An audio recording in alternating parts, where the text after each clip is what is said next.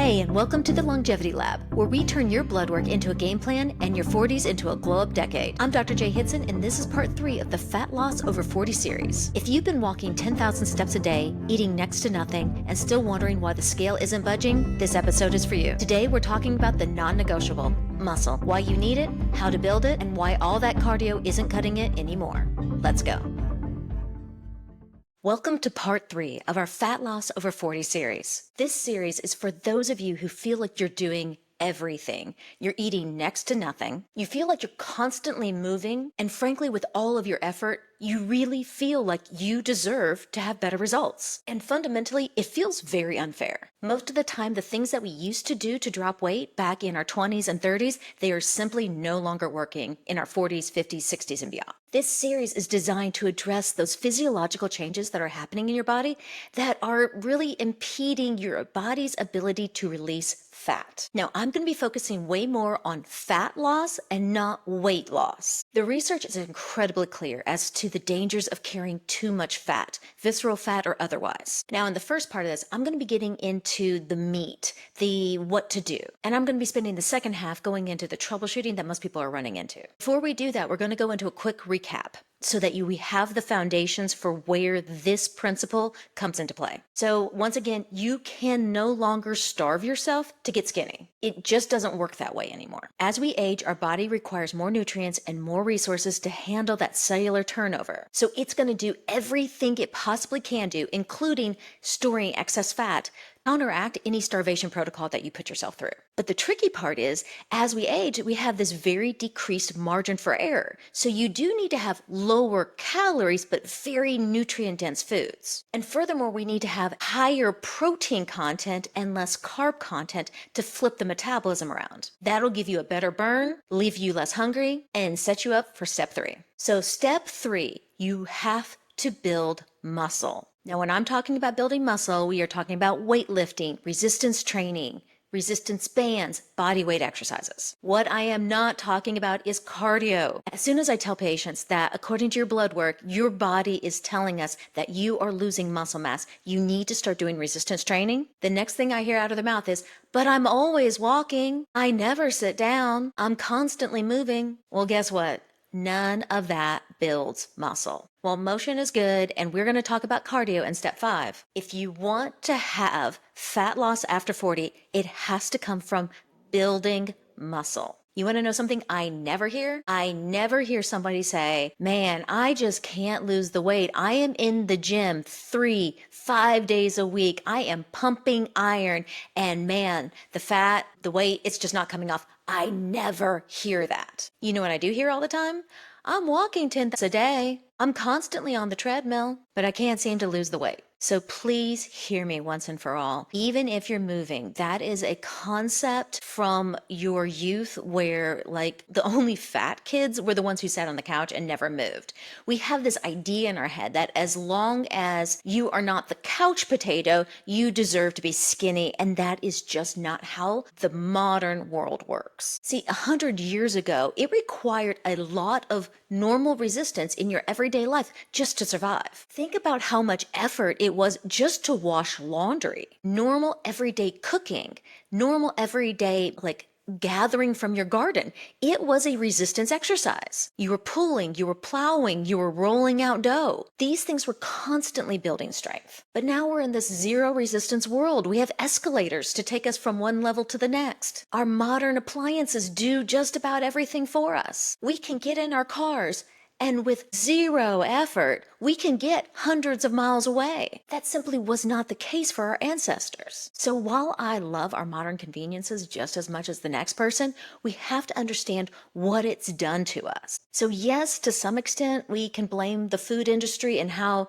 they're marketing to us and getting us to eat these foods that are just terrible for our waistlines. But then there's the other side where we've really been lulled into this state of just convenience, and we're losing our metabolism and losing our muscle as a result. Let me tell you one other thing that I am just consistently seeing that is not working. So there's a lot of these diet apps that are out there that, okay, you put your food in and then you also put your activity in, and then it gives you more calories that day because you worked out. So if you've been following that and you've been saying, oh, great, I worked out, so I deserve all of these extra goodies and extra calories at the end of the day. If you've been doing that and you're not getting results, well, you're not alone. Well, on an intellectual level, I do understand that concept. From a practical standpoint, as I've been working with thousands and thousands of people, it doesn't work after 40. So for those of you who haven't already downloaded the guide, you need to go through the process that I outline in the guide. It's linked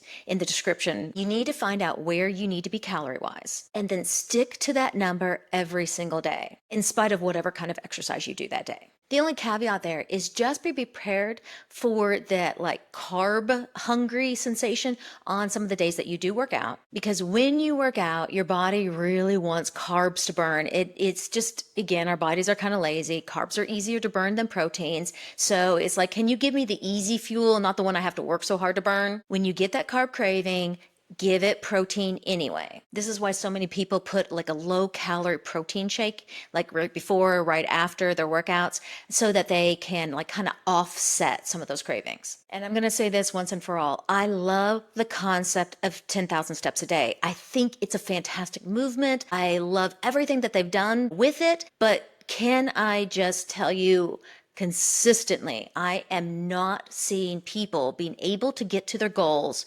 doing the walking. I wish it was true. I love to walk. If you're like me and walking is one of those things that just gives you a sense of peace and it relaxes you, then keep walking for your own mental health. But you need to add the strength training. You need to add the muscle building. If fat loss is what you're looking for, we have to do it this way. Now, let me address how important muscle building is as we age, and especially for longevity.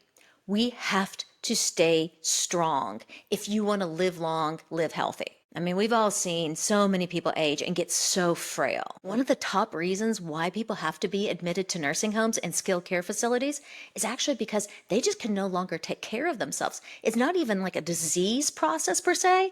It's just that they've lost the strength to do the basic things that they need to keep themselves alive. And frankly, that's kind of sad. That is not the future that I want for myself or for you. So let's get into the different kinds of resistance training. So the most popular, weightlifting. So for weightlifting, you're either going to be going to the gym or you're going to need equipment at home. I seriously doubt a group that is listening to me doesn't already have a whole collection of various at-home gym equipment. But you just got to get real with yourself as to where you prefer to work out. Do you like being in that environment where there's other people around who are doing the same thing in the gym? Or are you somebody who does need some assistance? You need a trainer to help you out. Or do you feel more motivated at home? I personally am an at-home gym person. I like to have my music. I want to have my shows on. I just want my own environment. So one of the ways that I've kind of tricked myself into exercising when I don't want to exercise is I don't watch a ton of TV. So while I exercise, it's one of the few times that I really have Netflix going. There's some times I've gotten into a really good series and I'm like, man, I need to go work out so I can get to the next episode. So another way to build muscle is through body weight exercises. Now this is going to be like push-ups and pull-ups and tricep dips. Now this is a really great goal, but most of us are not going to be able to start there. It's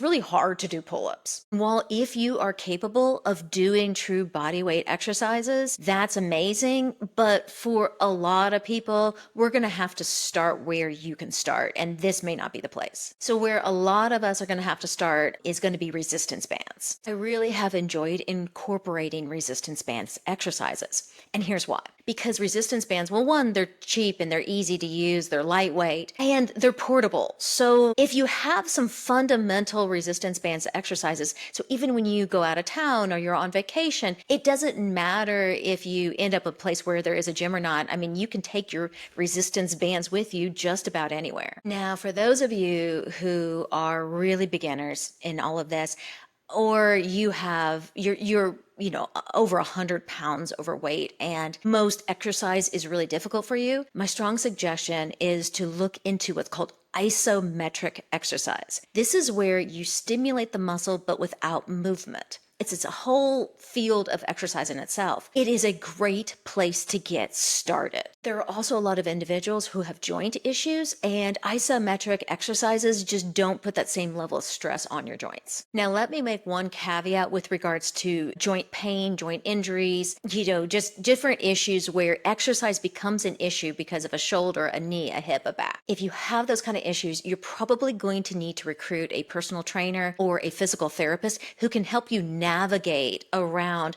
how to accomplish this without putting stress, strain, or additional injury on any of your susceptible joints. Right? So all of those above are incredible options and will all accomplish what we're talking about here. And if you incorporate them on a regular basis, you will see results with your fat loss. Now I'm going to tell you about my favorite way to do this. I've just seen this work for so many people who kind of fit into my similar demographic where we have pretty busy lives. We're willing to do the work, but we don't have 2 hours a day to spend in the gym. So we want something fast, something that's effective, something we can do anywhere. And frankly, we need a routine that doesn't consume our lives. So let me tell you where I first discovered this. There was a phenomenal physician that I had the incredible opportunity to work with. And he was, without a doubt, very physically fit. He's over 50 years old, had six-pack abs. It was obvious that this man was doing a whole lot right. Now, what I found really fascinating, though, is that his travel schedule was intense. And I was really wondering, how are you managing this with the intensity of your life? Because there is no way this man has 2 hours a day to spend in the gym,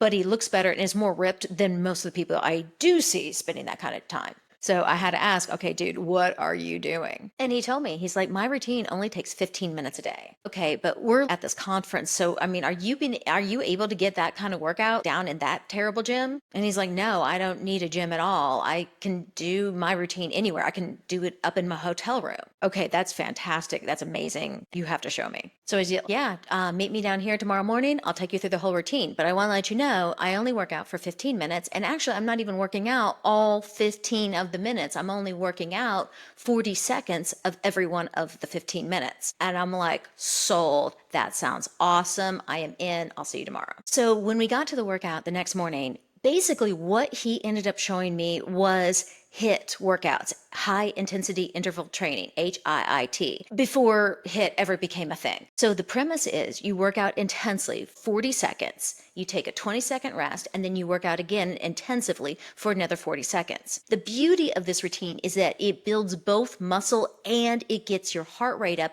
into the fat burning zone. So you kind of get a 2-for-1 so that you get the wonderful effects of cardio, but also the high metabolism associated with building muscle. Now, this doctor was super diligent about how his workouts were going, and he was very on point to always be increasing the intensity of what he's doing. So for instance, let's say 40 seconds of the 1 minute was squats. So he'd be going through and doing his squats, but he's like, whenever that became too easy, where you can get to the end of the 40 seconds and you're not muscle fatigued, he's like, then you have to make it harder. So instead of just squats, you're doing jump squats now. So let me just tell you, this guy, by the time I'm working out with him, he's not just doing push-ups. He's doing one-handed, Spider-Man push-ups. He's not just doing lunges. He's doing leaping plyometric lunges. And let me just remind you, this is a gentleman well into his 50s. So the rule is 40 seconds of every minute you are working out consistently. Go, go, go, go. Like I said, squats, whatever, whatever exercise. And we can get into a list of those later. But the goal is always getting to muscle fatigue. That last 10 seconds should be a bit of a strain. So this is one of the places where I've really enjoyed resistance bands because, for instance, you can get the different levels of resistance. So you can start off with lighter ones doing the same exercise, but then whenever those become too easy, you go to ones that have more resistance as you're going through. It's so easy, cheap, effective, and again, these can go in my luggage anywhere I travel. Now, let me be very honest. Is this my most favorite 15 minutes of the day? No, it is not. I mean, I'm 3 minutes into these routines and I feel like I'm dying. But here's what I can always tell myself. It's just 15 minutes. Now, if you're going to be doing the 15-minute routine, that does need to be 5-6 days a week. And here's the biggest thing that I've really liked about this type of workout, this HIIT interval training. When you're doing this, you're doing like motions that you can handle just over a repetitive time. And it's really rare for people to injure themselves, because getting hurt is like the biggest setback. When you have an injury and then you have to take 2, 3, 6 weeks off, it can just throw your whole momentum. So pay attention. Protect your body, listen to what's going on. If an exercise is already hurting your joints within the first 10 seconds, that's probably not an ideal one for you. And as long as you just stop making excuses and just find a way to get it done, let me just tell you, the results are incredible. So let me get now into some of the troubleshooting. So it is very, very common for you to start these different routines, see some progress and whatnot, but then hit a plateau. The key there is to increase the intensity. Back to what we said earlier, if the last 5-10 seconds of your interval isn't strenuous, that exercise has become too easy. You have to keep upping the bar if you want to keep getting results. The other thing in a plateau is so we're usually really great about like logging and tracking our food at the beginning, but then we're like, I eat the same thing every day. I don't need to track it. I know what I'm doing. That is true, but what happens to so many people is like little extra calories start sneaking their way in, and it's not that hard for 500 extra calories just to kind of find their way into your everyday, which completely negates your progress. So if you get to a plateau, go back to tracking everything that you're eating and make sure that no hidden calories have jumped their way back into your diet. And again, also make sure it's the higher protein, lower carbs. Another point of troubleshooting, your brain will not like you going to muscle fatigue. It has a self-preservation mechanism that it doesn't want you to exhaust yourself. This was one of the great experiences for me working with a trainer, because like the trainer would be like, no, 10 more, where my brain is like, oh no, we're done. We are dying. You have to stop. But then I had to with my pride and ego over there with the trainer, like I didn't want to look like a weakling, or am I going to listen to my brain? And so often I'm like, okay, I trust my trainer. And that really showed me the limitations and how that self-preservation mechanism is in our heads. Now, if you don't want to hire the personal trainer, then you just have to pay attention. Am I getting to muscle fatigue? And then just again, this is only 15 minutes. It'll be okay. I'm not gonna die. So the number one complaint that a lot of patients give me is, I just don't like it. And my response kind of is, well, do you like being overweight, lethargic, and having no energy? Which one do you not like more? Let me just tell you, if you stop arguing with yourself, you'll find you spend more time procrastinating where you could have already had it done. Most of the time, we are our own worst enemy.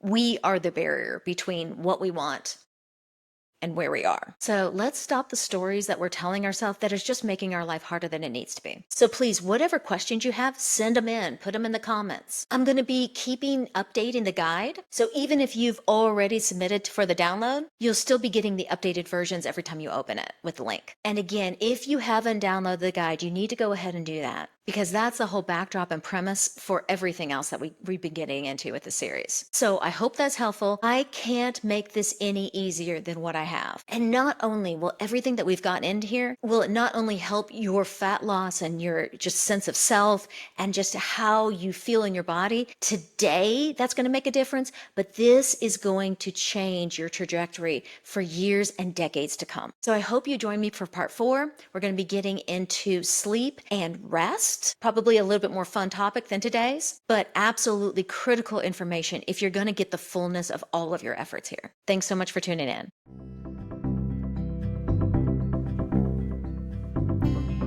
All right, my friends, that's a wrap for part 3. If you're ready to stop chasing your tail with gimmicks, guilt, and Google, then it's time to start building some muscle and download the free Fat Loss Over 40 guide linked in the description. I update it often, so even if you've grabbed it before, click your link again to get the newest version. It's free, it's practical, and unlike that $200 detox kit in your cupboard, this will actually work. And hey, this isn't about fitting into your jeans. This is about long-term strength, energy, and independence. We don't want to just live longer. We want to live well. Catch me in part 4, where we'll talk about the most underappreciated fat loss superpower, sleep. Yes, my friends, you can nap your way to a better metabolism. I'll see you there.